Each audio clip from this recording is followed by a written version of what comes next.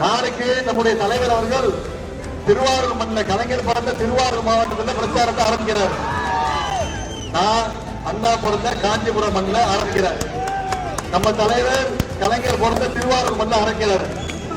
நீங்க பார்த்திருப்பீங்க 2 நாளைக்கு முன்னாடி எதிர்கட்சி தலைவர் எடப்பாடி பழனிசாமி அவர்கள் தேர்தல் பிரச்சாரத்தை எங்க நடந்தார் தெரியுமா?